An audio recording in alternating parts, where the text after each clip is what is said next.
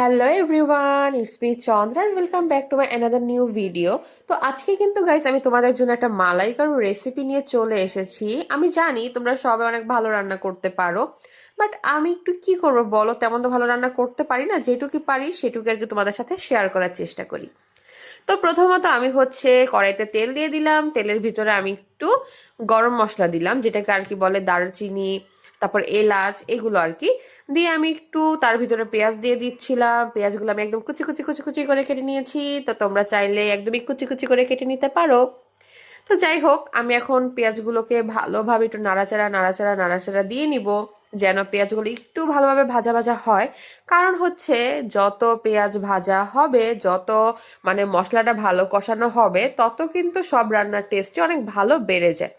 তো আমি এখন এটা ভালো করে একটু নাড়াচাড়া দিয়ে নিচ্ছিলাম সুন্দরভাবে, যেন এটা একটু ভাজা ভাজা হয়। তো তারপর আমি একটা কাজ করি, সেটা হলো চিংড়ি মাছগুলো সেম কড়াইতে সাইড করে একটু ভেজে নিই। কারণ চিংড়ি মাছের কিন্তু বাজে একটি স্মেল থাকে কাঁচা রান্না করলে, সেই স্মেলটা আমার একদমই ভালো লাগে না। যার জন্য আমি একটু ভেজে নিই। তো তোমরা চাইলে সেম কড়াইতে আমার মতো ভাবেও ভেজে নিতে পারো, আবার না চাইলেও তোমরা অন্য কড়াইতেও ভাজতে পারো। তো আমি এটা আর কি শর্টকাটে রান্নাটা করেছি, তাই আমি সেম এই প্রসেসটা আর কি একই কড়াইতে আর কি আমি রান্নাটা করে ফেললাম, ভাজাটা কমপ্লিট করে ফেললাম। তো যাই হোক, এখন আমার পেঁয়াজটা অলমোস্ট ভাজা ডান। এখন আমি স্বাদ মতো লবণটা অ্যাড করে নিচ্ছি। তো আপনারা আপনাদের স্বাদ মতো লবণটা অ্যাড করে নেবেন, ওকে? ঠিক আছে। এখন আপনারা দেখতে থাকেন আমি আরো কি কি জিনিসপত্র এর ভিতরে অ্যাড করি, কি কি মশলা আমি অ্যাড করি। তো তারপরে লবণের পর আমি অ্যাড করে নিচ্ছিলাম হলুদ গুঁড়ো, একদমই সামান্য পরিমাণের। দেন আমি চুলার আঁচটা একটু ঠিকঠাক ভাবে কম বেশি করে নিচ্ছিলাম। দেন তারপর এখন দিয়ে দিলাম মরিচের গুঁড়ো। দেন তারপর যাবে জিরার গুঁড়ো, যেগুলো কিন্তু মাস্ট মাস্ট মাস্ট দিতেই হবে। এতে কিন্তু স্বাদটা আরো দ্বিগুণ বেড়ে যায়। তো এই তো আমার জিরার গুঁড়ো দেওয়া শেষ। এখন আমি সুন্দরভাবে একটু নাড়াচাড়া নাড়াচাড়া দিয়ে নিব। দেন নাড়াচাড়া দেওয়ার পর এটা একটু ভাজা ভাজা ভাজা ভাজা হবে। আর আমার কড়াইতে একটু তেলটা একটু কম হয়েছে গাইস, আমার যেটা মনে হচ্ছে। তো আপনারা চাইলে আর একটু তেল অ্যাড করতে পারেন, আমি একটু আর একটু তেল আর কি অ্যাড করে নিয়েছিলাম।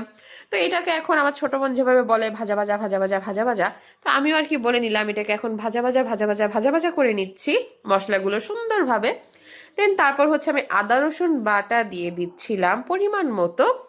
বেশি দিলে কিন্তু গাইস আদা রসুনের একটা উদ্ভট গন্ধ আপনাদের নাকে আসবে, খেতে পারবেন না। তো এখন আমি এটাকে ভালোভাবে নাড়াচাড়া দিয়ে মশলাটা সুন্দরভাবে পেঁয়াজের সাথে ভালোভাবে কষিয়ে নিচ্ছি আদা রসুন বাটাটাকে। তো এখন আমার কষানো হয়ে গিয়েছে, নিচে লেগেও যাচ্ছে। তো এটা একদমই লাগতে দেওয়া যাবে না নিচে, তাহলে পুরো একটা গন্ধ করবে। যার জন্য আমি এর ভিতরে সামান্য পরিমাণের জল অ্যাড করে নিচ্ছি, যেন মশলাটা ভালোভাবে কষে যায়। কষে গেলে মশলা থেকে কোনো রকম কোনো বাজে স্মেল আপনাদের নাকে আসবে না খাওয়ার সময়। হ্যাঁ, তো আপনারা তো জানেন, আমি জানি আপনারা সবাই যেহেতু খুব ভালো রাঁধুনি, খুবই ভালো রান্না করতে পারেন। আমি তেমন পাকা রাঁধুনি না, বাট আমি ট্রাই করি।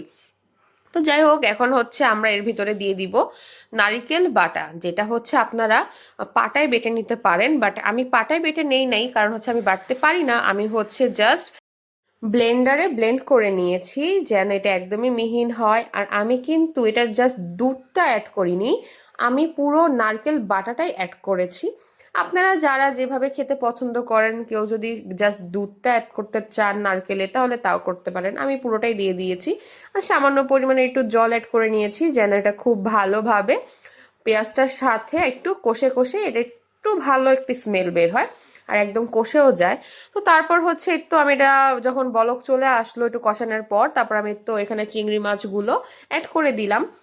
তো চিংড়ি মাছগুলো অ্যাড করে আমি ভালোভাবে নাড়াচাড়া দিচ্ছিলাম নাড়াচাড়া দিচ্ছিলাম, যেন সুন্দরভাবে এটা একটা মাখো মাখো মাখো মাখো হয় তরকারিটা।